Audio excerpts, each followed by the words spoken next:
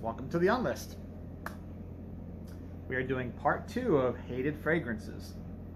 And as I hinted at in the first part, I will cover some older things that are hated by the online fragrance community, not just more recent things.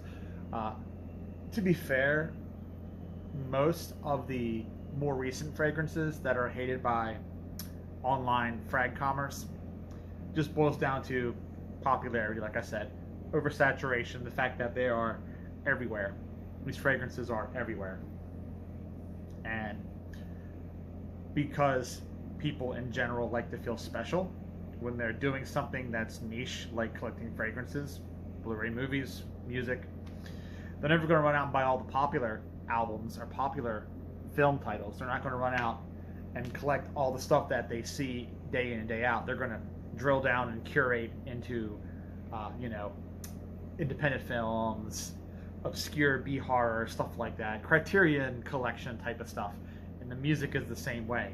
Obscure indie rock, rare jazz records, underground death metal. You get my point, right? So it really makes sense then with the online fragrance community that the big popular things that everyone is wearing are going to be hated. Those are the things that you don't, for lack of a better term, you don't get to choose when you smell those things, right? You go outside and you smell them. So that's kind of why people tend to hate those. I try not to have that opinion, really, because I remember when a lot of things that are now darlings of the community, things that people love, were 20 years ago hated, right? So, give you a good example of that before I move on to the actual fragrances of this video. 20 years ago, nobody would touch a bottle of Tommy, nobody would touch a bottle of Curve. Nowadays, in light of things like Sauvage, mentioned in the last video, Invictus, mentioned in the last video, people reevaluate those older fragrances. And even though they are still popular to an extent, you can still find them commonly available in a lot of stores. A lot of stores still carry Tommy.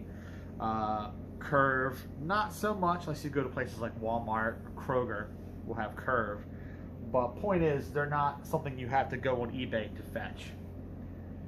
And people reevaluate them, and now suddenly they realize, oh, now that everyone isn't wearing them anymore, now that they are not oversaturating the market, now they're actually kind of good, right? Because not a ton of people are smelling like Curve these days, or like Tommy. Or you can go further back and say Drakkar Noir, or you can say Cool Water. Those were fragrances that maybe 30 years ago, so we're going back to the 90s now, 30 years ago, people were like, oh, God, everywhere I go, I take 2 steps and I trip over Cool Water. I take 2 steps and I trip over Drakkar Noir, right? So that's just what time generally does that. You know, you live long enough to see yourself become the villain, right? With reformulations. Or you die the hero, which is basically being discontinued. You get discontinued, you die the hero. Live long enough to see yourself become the villain, reformulated into something that people can then talk smack about. But that's how that works. Now, on to the hated fragrances. We will roll back the clock to 2011. 2011. And we will take a look at Montblanc Legend. Why is this fragrance hated? Well,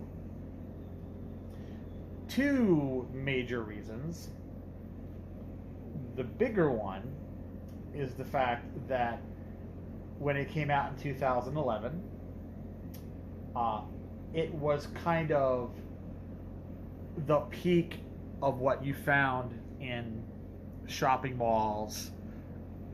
It was the smell that now Sauvage has become, right? I said in the other video about how Sauvage is now every person working retail, everybody flipping your burgers, everybody walking past you on the sidewalk, getting on the bus, okay? Every kid trying to buy alcohol when he's underage at the 7-Eleven. You know, every broccoli haircut wearing, pajama bottomed idiot that's walking around smells like Sauvage. Well, just a few years before Sauvage came out, it would be this fragrance that would take that place. Now, people weren't wearing broccoli haircuts in 2011, so I don't know what haircut was popular back in 2011 because I don't really remember. I don't pay that much attention to people. But one of you can probably tell me in the comments what was the haircut all the young guys were wearing back then, 2011. Maybe I can Google it after I'm done making this video just to satisfy my own curiosity. But this was that smell. And this was that smell not because of this fragrance.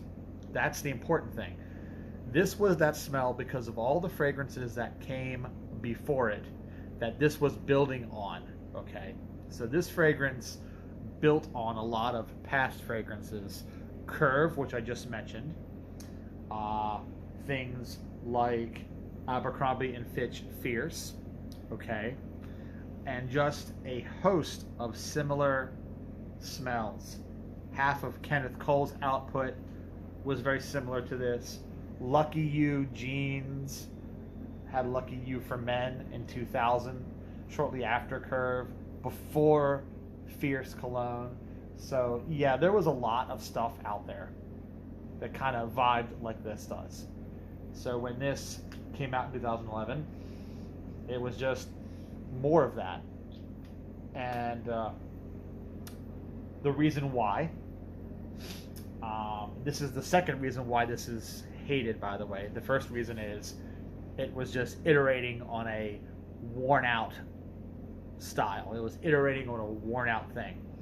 The second reason why people in the online community tend to hate this is they learned that this fragrance was created to directly imitate, specifically, Abercrombie and Fitch Fierce. Montblanc Legend literally laser focused on Abercrombie and Fitch and said, we want our version of that. Now, normally when you say, I want my version of that, you can do that one of two ways. You can build a original fragrance borrowing concepts of that and put a unique spin on it. Or you can copy it note for note and try not to get, accused of plagiarism. But in the fragrance industry, there is no plagiarism. You can only copyright a name and a bottle shape. You can't patent a formula without revealing what it is, and nobody wants to reveal what's in their formulas. But a little thing called gas chromatography, mass spectrometry can solve that problem for you real fast. GCMS, we call that, right? And that's what they did.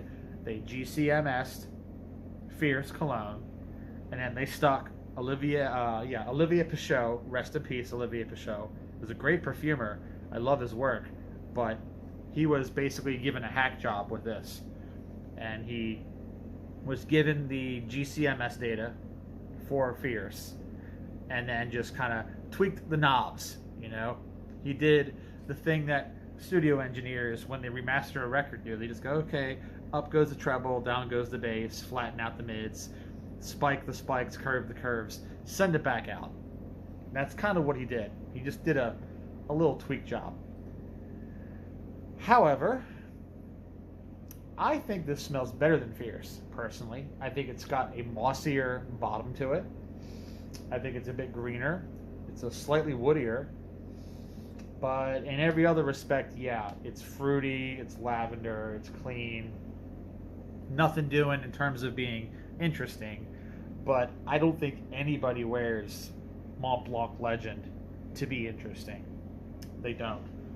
And to me, the hatred from the fragrance community really just justifies how, by playing it safe, they really created a hit, since a lot of people bought this. A lot of people who would not buy Fierce because of the abs on the bottle, because they didn't want to walk into an Abercrombie & Fitch store, right? They didn't want the embarrassment of going into an Abercrombie & Fitch store, being seen around a bunch of teenagers. That store has a bad look, bad reputation, right? So this allowed someone to make a more respectable designer take on that particular style for the uppity teenagers, the teenagers who shop at Nordstrom, right? They don't want to go to AF. They don't want to go to A&F, right? They're beneath. A&F is beneath them, so they got to go to Nordstrom and pay a higher price for this. But hey, it works. I like it though. Like I said, it's a little different in ways that matter to me. It's a straight up fougere, okay? That's the big takeaway here is Fierce was not really a fougere. So when Olivier Pichot got his hands on this, he basically fougerified the fragrance. He took the Fierce DNA and built it up into more of a fern-like accord in the base. So it's like Fierce plus fern. And I don't mess with the eau de parfum or the parfum. Don't have those. But I have the other flankers. And the other flankers in the range are all different. The only one that's kind of related is Blue. Blue is a little bit related to the original. It's a bit more, I guess, sharp, a little more aromatic. It's got some mint going on. So if you think that the original Legend is too generic for you, try the Blue. The Blue will be more your speed. Now, the next hated fragrance, this is probably going to surprise some of you, but there actually was a point in time when everyone in the online fragrance community hated this. Drakkar Noir. Everyone loves it now. This fragrance now gets a lot of play. People collect deep vintage specimens of this, which are way overpriced, by the way. They spend a lot of money on this. They really go hard on this.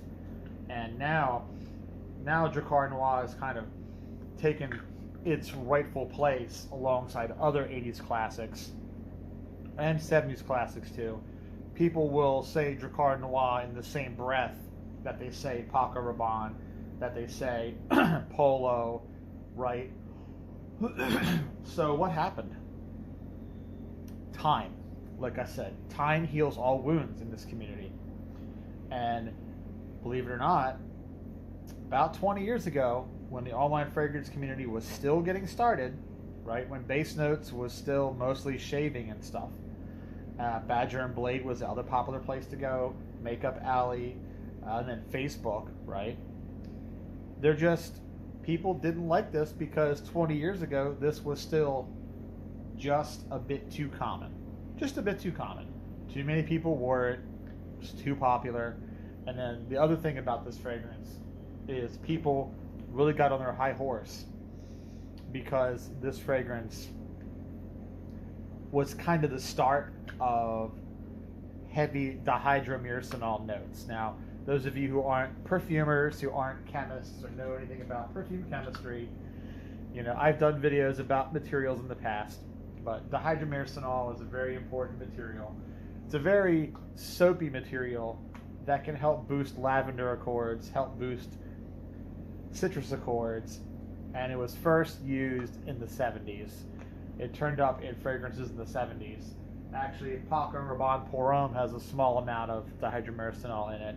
Azzaro Pour Homme, a few years later, has a bit more dihydramycin in it. But when this came around in 82, this had a big slug of that material, which is how Drakkar Noir gets its very soapy, filmy, kind of sheer quality, right?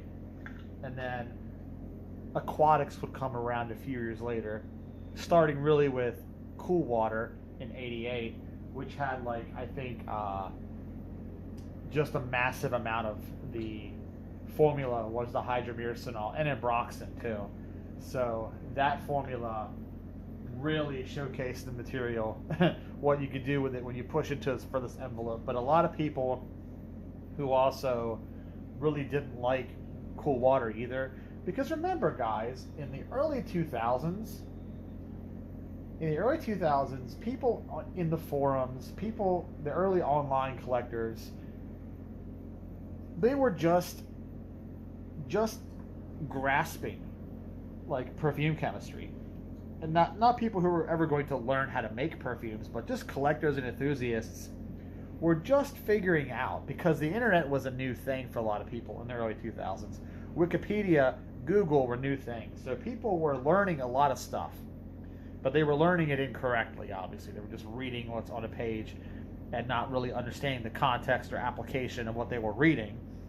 So their head got filled with buzzwords like Kalone and dihydramycinol and ambroxan and isoe super and alpha isomethyl ionone and hydroxycitronellol. And they were learning all these big chemical names, and they were learning what they were responsible for. They were learning what these chemical names did, but they didn't understand how they were being used or their dosages or any of the effects they have. So they go, that thing bad. And I've made videos in the past about bogeymen, turning chemicals into bogeymen, blaming everything that's wrong with perfumery is because of this material. Oh, ambroxan has ruined perfumery. Oh, isoe super. Oh, yes, sir. Back when he didn't use any of that crap. Right? And Drakkar Noir, because these people learned that this had a large dose of dihydramycinol, this suddenly had a big bullseye on it. This is the enemy. This is why perfume sucks. Oh, right here, this is why it sucks. Now, 20 years later, and our community has grown so much bigger, there are so many more diverse opinions now than there were 20 years ago. Knowledge is generally higher. I think people overall, when they enter the community, with more knowledge and experience than they did 20 years ago. They were fresh off the turnip cart 20 years ago, right? So nowadays, people have more respect for this. But back then, people were like, oh, I wear Drakkar Noir. They were like, oh, that's the basic bro fragrance. Why you wear that? Oh, it's dihydramycinol. That's why all perfume sucks, right? So on and so forth. That's why this was hated. Not now, though. Like I said, not the case these days. Now, another fragrance that may surprise you. This one's really going to surprise you, because you're going to be like, nah, no way. But, yeah.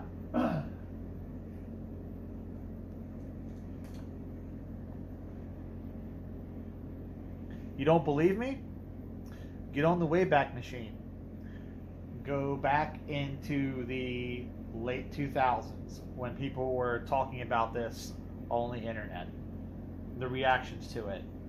Okay. The love for this one was a very slow, organic build. And this was not only a flop in the mainstream,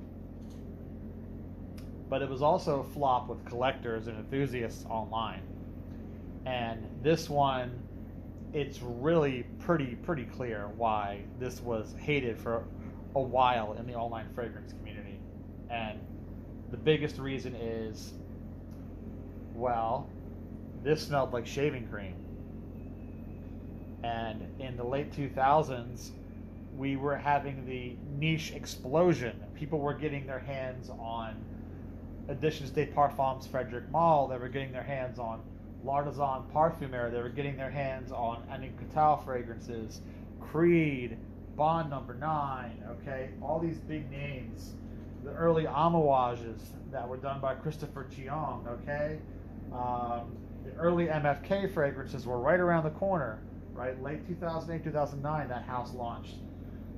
Penhaligon's was still a really good brand. There was a lot of cool stuff you could pick up from them.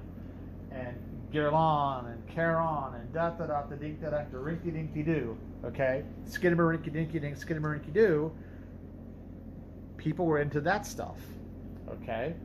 So then this comes out in 2003, kind of on the heels of N7, which also didn't do so well. And the public reaction on this was not great. But then the online fragrance community reaction was also kind of not great, because they were like, okay, this smells like shave cream. This doesn't really smell like the women's Fougere Real. This doesn't smell like the women's Rive Gauche at all. So not that, I mean, it'd be kind of hard to try and do a men's version of the original Rive Gauche, because that was like what, a metallic rose chypre kind of fragrance. So Tom Ford wasn't going to touch that when he was still the head of YSL, but then he comes around and does this, and it's just kind of like a cross between, like, the most reductive way I can describe Rive Gauche Pour Homme to anyone who's never smelled it. It's like a cross between Barbasol and Azzaro Pour Homme, right? You're taking Barbasol with the clove, the creaminess, the vanilla, all that. And then you're putting the anise and the patchouli and all the things that are really like a part of the Azzaro DNA. So you're crossing the streams with Azzaro and Barbasol. And for a lot of guys who were, like I said, in the niche brands at that time, wearing stuff like Interlude, wearing stuff like Memoir, like Epic Man, wearing stuff like, you know, any of the L'Artisan stuff that was popular back then, Zing, you know, Michant Loop, all that stuff. The various Bond Number 9s, Great Jones, Wall Street, and they just smelled this and they were like, yeah, this is some weird vintage retro thing that we don't really like. And the bottles were $20-30 all day, every day. Discounters could not get rid of them. You could go on eBay, you could go anywhere you wanted, and like just buy a bathtub of this stuff. In this bottle too, you could buy a bathtub of this stuff. Nobody wanted it, and it stayed like that for a long, long time. And then eventually, it got busted down to the glass bottle, moved to that collection that they moved all their vintage stuff to, the La collection. And then people started to notice. That's how you get someone to notice. You take something away. It moved to the square bottle. And just like I said with other fragrances, like the Tommy and Curve, people were like, hey, wait a minute. We can't buy these for $20 anymore.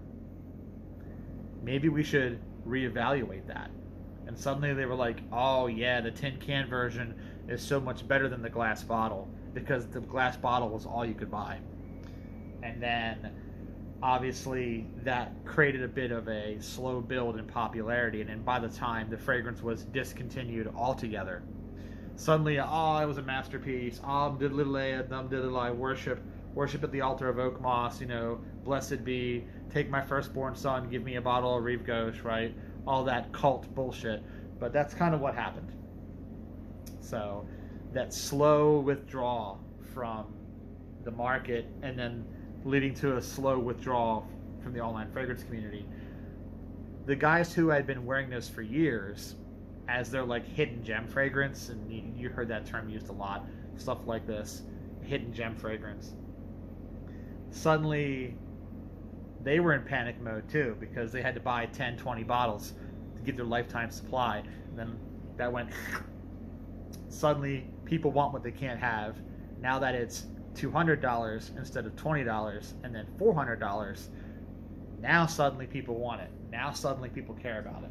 But for the longest time back in the day, this was a hated fragrance. People didn't understand it, and it just took a long time for the reputation to plateau and then improve over time, you know. But yeah, I remember when this was not a cool fragrance to have, right? It was not that cool. But yeah, I know that surprised a lot of people, because they're like, no, that's a legendary fragrance. It's always been epic. People have always loved it. But no, there was a period. There was a period. Another one that may surprise you.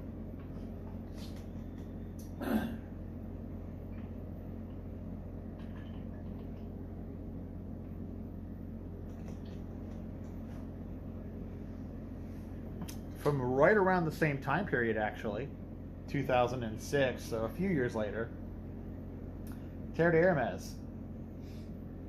A lot of people hated this in the online fragrance community when it first came out. Reason they hated it? Well, there's two major reasons why they hated it. The first one, this signaled a change in direction for the house.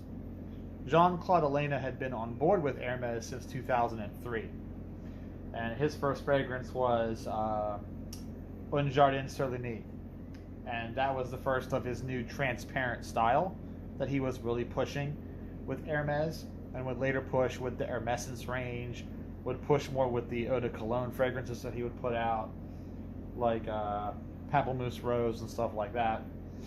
So when it came time to do a new men's fragrance, this came out in 2006, this was kind of the epitome of what he was working to create. A light, transparent, diffuse fragrance, not heavy, not opaque, not thick, not mega mossy, not mega musky, not sharp with a ton of pointed aromatic materials, not floral. Just a very transparent, woody, almost crystalline structure fragrance, you know. You get the sort of citrus and dirt out the gate, you know. You get that grapefruit, that dirty, the flinty materials that are a hallmark of this fragrance.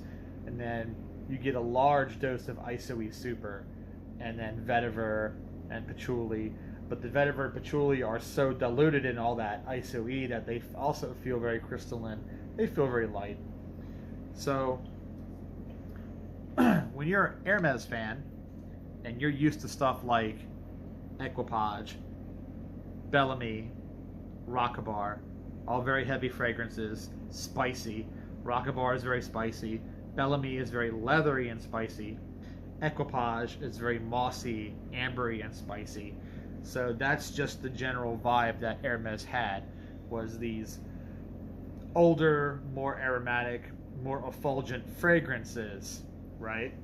And then suddenly this comes out, and this is the exact opposite of all those. It's crystalline, transparent. It's not something that you can smell a lot on you, but you can smell it in the air around you. And yeah, it was sort of like the death knell. A lot of the old heads were like, oh man, Hermes is going down the drain. And then it wouldn't be until years later when Jean-Claude Elena left and was replaced with a new perfumer who's now been there longer than he has, by the way. People were like, didn't realize how good they had it. Or that's what they say, right? It's funny. It's just, people want to hate things because they're new, really. And this fragrance, the reputation for this fragrance, I guess, improved as the general market moved towards sweeter, blue fragrances, gourmands, shower gel type stuff. As everything went in that direction, went in that deodorant, shower gel, gourmand direction, this kind of became Custer's last stand for green fragrances, aromatic fragrances, things that are dirty and not clean, things that rely more on, you know, mineral notes, rely more on patchouli. So nothing like this would really come out after this. Outside of like smaller brands would do some stuff, you know. There were a couple brands who tried to do not really clones, but variations on this theme. But yeah, this was a hated fragrance for a number of years. And it's funny because now this is some people's lifelong, in the fragrance community, lifelong signature fragrance. The second reason why people really didn't like this was they didn't understand how it works. They oversprayed a ton of it and went nose blind to that isoe super. This is one of those less is more fragrances. You can't spray a ton of this or you won't smell it in 5 minutes. And maybe not everybody wants a fragrance like that. Maybe they want a more complex fragrance where one material doesn't dominate so heavily. That's a valid criticism you can make at this. But if you're someone who's going to try wearing this, you have to know less is more because of that large dose. So okay, that's it. Part 2 of hated fragrances. Didn't cover quite so many this time because the first video had a lot of mainstream fragrances that were a lot easier to really kind of knock out. But this one, these are deeper cuts. You know, these are deeper cuts. And the online fragrance community didn't really exist before the 2000s. So I can't really talk about stuff like, oh yeah, people hated Paco Rabanne for a long time, because that's not the online fragrance community. Like, I know that for a long time in the 80s and 90s, Paco Rabanne became the brunt of jokes because so many people wore Paco Rabanne. The Pour Homme, the original fragrance, so many people, so many guys wore this that people would just assume you were wearing Paco Rabanne. Ask some of your older friends. Be like, yeah, you remember back in the 80s and the 90s when you would wear any cologne at all? And someone would go, oh, you're wearing that Paco Rabanne, aren't you? Like that. That's the joke. They'd be like, yeah, you're wearing that Paco Rabanne, because everyone was wearing it. So Paco Rabanne became like Coke. Like, you know, I want that Mountain Dew Coke. I want that Sprite Coke, right? It was all Coke. Well, that's kind of the joke with Paco Rabanne, is when this stuff was on top of the world, people would always say, oh, you're wearing that Paco Rabanne, aren't you? Even if you were wearing something else. That clearly wasn't this. Because those people didn't even really know what it smelled like.